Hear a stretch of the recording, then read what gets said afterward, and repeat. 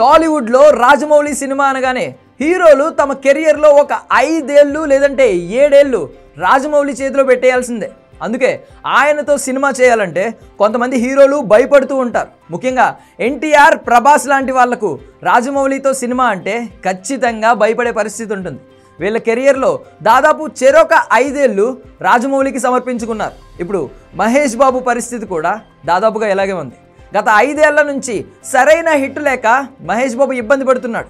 ఈ టైంలో రాజమౌళి ప్రాజెక్ట్ మొదలైంది. దీంతో మరో 5 ఏళ్ళు మహేష్ బాబు సినిమా లేనట్లే అనే టాక్ కూడా వినబడుతోంది.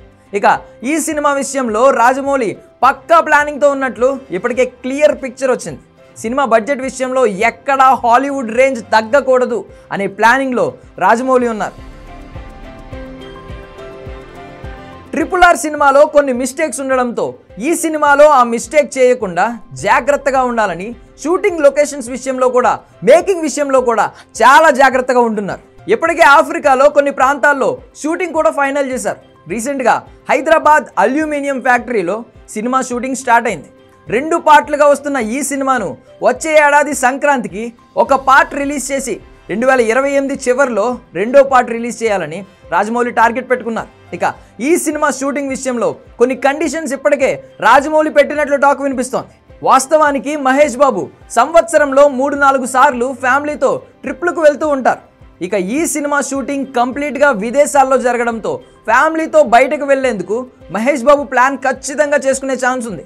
కానీ ఈ విషయంలో రాజమౌళి మాత్రమే ఇప్పటికే కండిషన్స్ పెట్టినట్లు తెలుస్తోంది.